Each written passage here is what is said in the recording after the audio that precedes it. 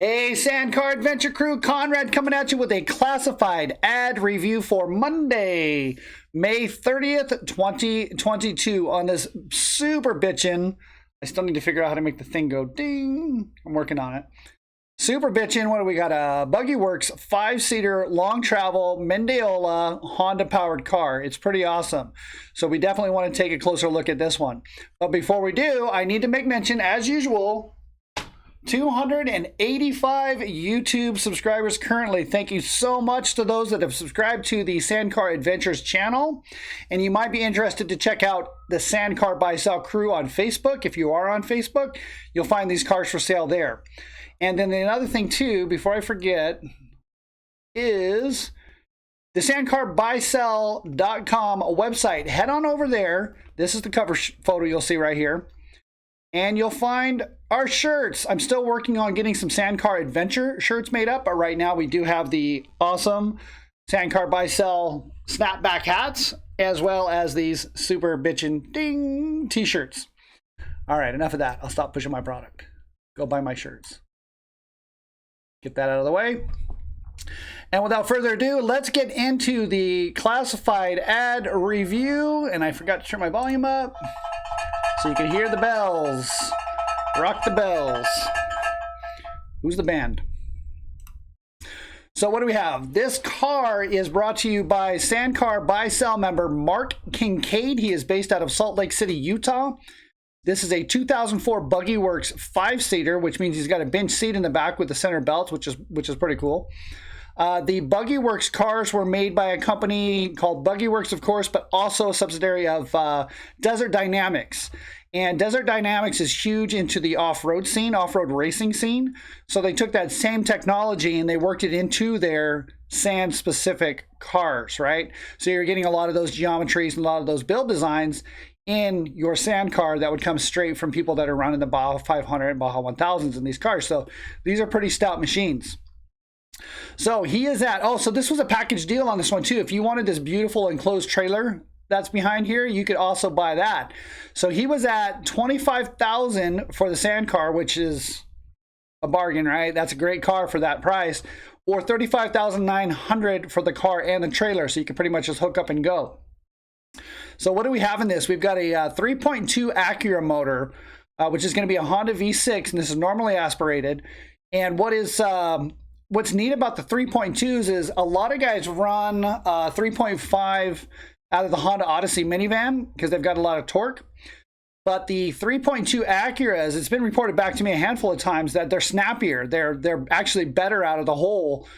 Something about it just being the Acura tuning that they have on it, that it really moves, it scoots. So I'm a fan of that Acura V6.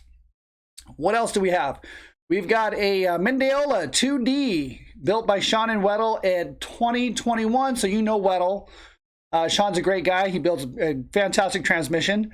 And this package, the 2D against that normally aspirated V6 Honda, is pretty much bulletproof. You're not going to have any issues with this. All you're going to need to do is maintain the engine and the transmission and the rest of the car, and you should have years of miles of smiles. So rebuilt trans in 2021. What else do we have? Beard seats recovered in 2020. Rugged radio, so you can talk to your passengers and car to car.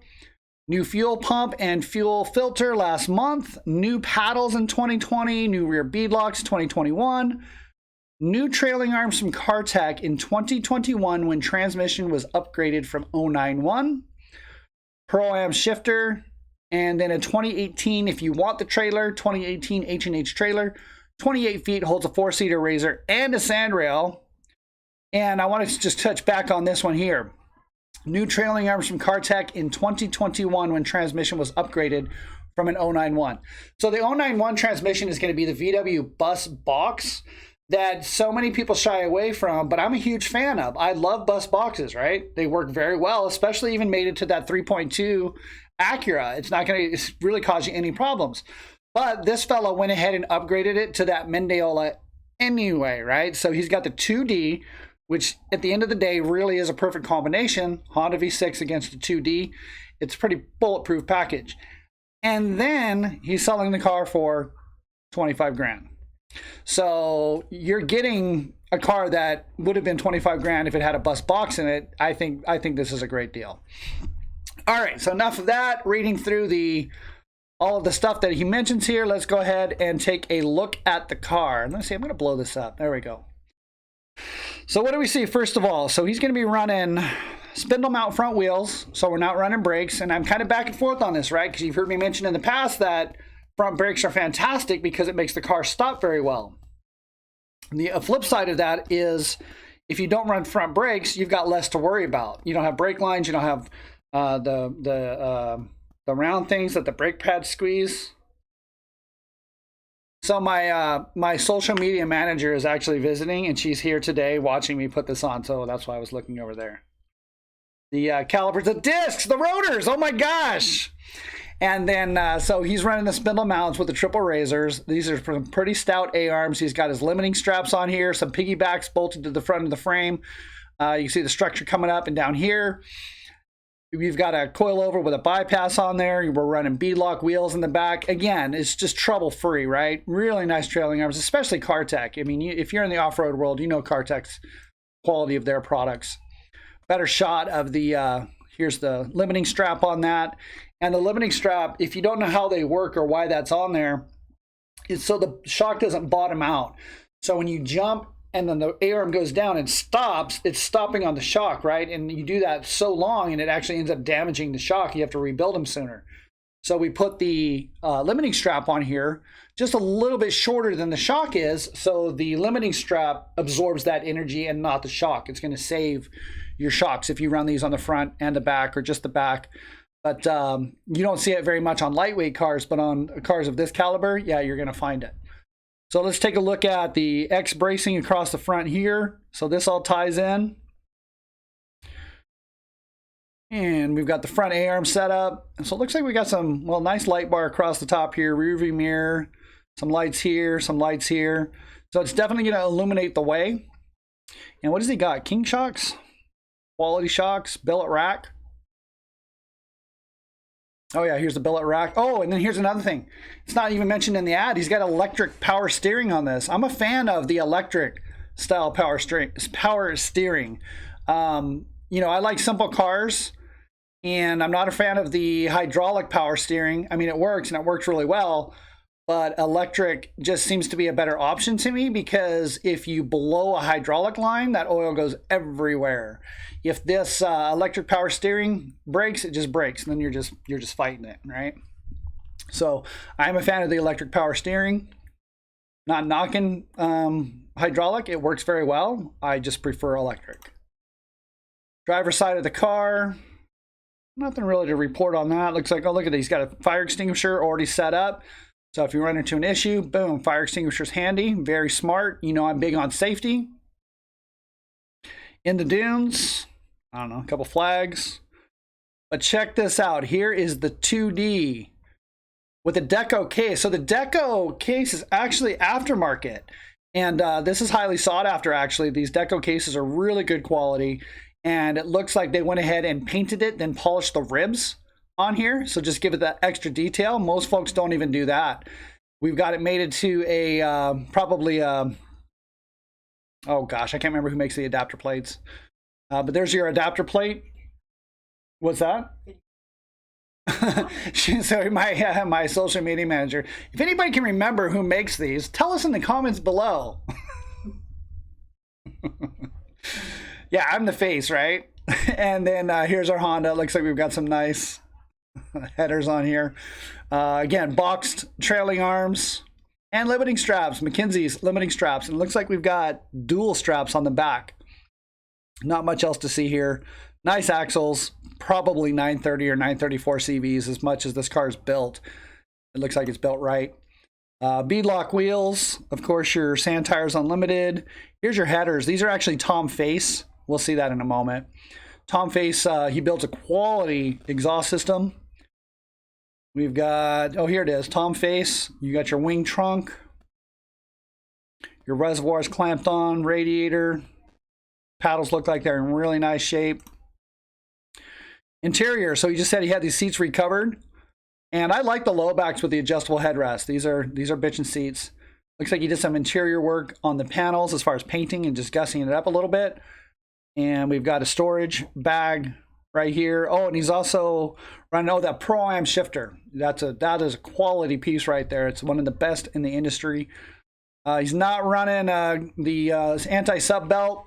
I highly recommend everybody, if you've got access to this, you bolt that in. There, you can pick them up for a couple $100, put them in your car. Nice billet steering wheel. Kind of looks like it says Tatum on there. Might be a Tatum billet steering wheel with a necker knob, which is kind of fun. Chrome grab handle. See, you got your switches and your package down there. Oh, here it is. So aluminum console. That's a run-of-the-mill console, actually. I mean, it's a custom build, but you can buy these from most off-road shops. It's kind of just a bolt in, throw your gauges in it, and it's a real simple system. CNC pedal assembly, nice flat gas pedal. I'm not a fan of any roller pedal of any sort, so always having a flat gas pedal is important to me. We've got a GoPro mount up here, so if you're already set up with your GoPro, and here's for your rugged radio system. My dog is snoring, did you hear him? And here is the bench seat. The bench seat has got your 3 belts, and again, we just don't have the sub belts. Make sure you pick those up. But it's got the low back with the adjustable headrest, so you can put 3 people across the back. This car is big enough to put adults in there too, by the way. Radiator right behind your head, so you're in the airflow. You shouldn't run into any overheating issues on that. One of the things I really like about this car too is this grab handle. This is not factory. This is not something that they do from when they build these chassis. It's usually just the straight bar across here. But this is really nice for your passengers to hold on to when you're racing around. And then here's your headsets for the in-car and car-to-car. There's the other set for the front. Solid floors. Oh, billet steering wheel hanger. Oh, there it is, Tatum. So it is a Tatum steering wheel. Shifter. And then moving on to the trailer. I'm not going to go over the trailer too much. It's an H&H. What do you say, 28-foot double axle? There it is. There's your side shot of the trailer. So if you need a trailer as well, you can pretty much just buy the whole package and hit the dunes in the same day. Here's your Tom Face headers. And the Acura, so the Acura, the 3.2, it doesn't have a build sheet on it. He doesn't tell us what if it's got of internals. It might just be a stock, intake and exhaust. And if that's the case, these things have plenty of horsepower. It's like 300 horsepower just as is. But you do have the option to add a blower to it or a turbo system very simply. And it's already got the transmission to back up that extra horsepower. So you can take this out for a season or a couple seasons. And then once you get used to the car and you're asking for some more horsepower, you can just bolt that stuff right on, because that Honda package is very popular in the sand car world. But otherwise, I think, some side steps. That's pretty cool, the way they've got these fabricated. Oh, I didn't see those earlier. Dual handle walker brakes, or steering brakes, if that's what you call them. And more of the shocks. I'm looking at the triangulation of this. Very stout car. Your wing trunk, so you can put your jackets, tools, any of that stuff in there. Nice shot of the dual fans on the radiator. Oh, full top, keep you out of the sun. The seats, and I think this is pretty much, yeah, now we're right back to the beginning on this one.